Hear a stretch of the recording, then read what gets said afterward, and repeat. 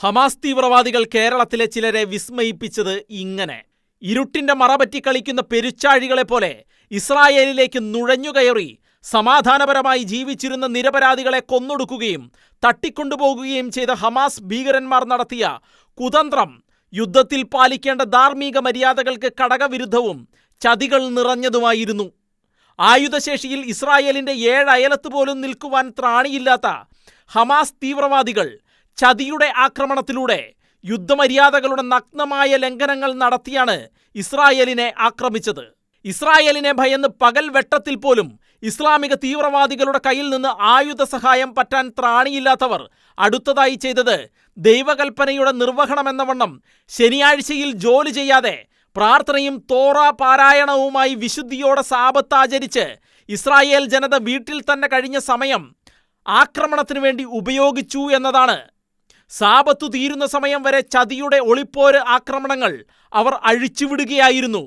ഇത് കണ്ടപ്പോൾ കേരളത്തിലെ ചിലർക്ക് അത് വീണ്ടും വിസ്മയമായി, ആവേശമായി. സ്ത്രീകളോടും കുട്ടികളോടും ചെയ്തതെല്ലാം മഹനീയമായി. ഹമാസ് തീവ്രവാദികളെ സഹായിക്കുന്ന ആഭ്യന്തര ശത്രുക്കളും ഇസ്രായേലിൽ ഉണ്ടായിരുന്നെന്നും ആ നന്ദികെട്ട മനുഷ്യരുടെ സഹായം തീവ്രവാദികൾക്ക് ലഭിച്ചിരുന്നുവെന്നുമുള്ള വാർത്തകൾ പുറത്തുവന്നു. ദൈവീകമായ സ്നേഹവും കരുണയുമെല്ലാം വെച്ചു പുലർത്തുന്ന ഇസ്രായേൽ തങ്ങളുടെ അതേ പൗരന്മാരായാണ് ഇവരെ ഈ നാളുവരെയും കരുതിയത്. എന്നാൽ ഇവരെ വശത്താക്കിയാണ് ഇസ്രായേലിലെ വിവരങ്ങൾ തീവ്രവാദികൾ ചോർത്തിയെടുക്കുകയും ഇസ്രായേൽ പ്രതിരോധത്തിന് സജ്ജരാകുന്നതിന് മുൻപേ തന്നെ ഈ ചതിയന്മാരുടെ സഹായത്താൽ തീവ്രവാദികൾ സൈനികരുടെ കണ്ണിൽപ്പെടാത്ത മോട്ടോർ ഗ്ലൈഡറുകൾ ഉപയോഗിച്ച് ആയുധങ്ങളുമായി ഇസ്രായേലിലേക്ക് നുഴഞ്ഞുകയറുകയും ചെയ്തത്.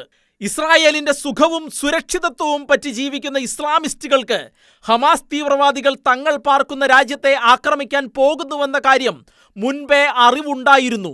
മോസ്കുകളിലെ ഉച്ചഭാഷിണികളിലൂടെ അതവർ പ്രഖ്യാപിച്ച് യുദ്ധത്തിന് നിർദ്ദേശം നൽകുകയും ചെയ്തുവെന്ന നടുക്കുന്ന വിവരങ്ങളുടെ ദൃശ്യങ്ങളാണ് ഇപ്പോൾ പുറത്തു വന്നുകൊണ്ടിരിക്കുന്നത്. പാലുകൊടുത്ത കൈക്ക് തന്നെ കൊത്തുന്ന അതേ കൊടും ക്രൂരത തന്നെ. എല്ലാ നന്ദികേടുകൾക്കും ചതിപ്രയോഗങ്ങൾക്കും മറുപടിയായി കണക്കറ്റ പ്രഹരത്തിനാണ് ഇസ്രായേൽ കളത്തിൽ ഇറങ്ങിയിരിക്കുന്നത്. ഹമാസ് തീവ്രവാദികളെ ഭൂമുഖത്തു നിന്നും ഇല്ലായ്മ ചെയ്യുമെന്ന പ്രതിജ്ഞയുമായി ഇസ്രായേൽ ശക്തമായ ആക്രമണം അഴിച്ചുവിട്ടു. അതോടെ വീണ്ടും ഇരവാദമായി, കരച്ചിലായി. ഇതാണ് കേരളത്തിലെ ഇപ്പോഴത്തെ വിസ്മയ കാഴ്ചകൾ.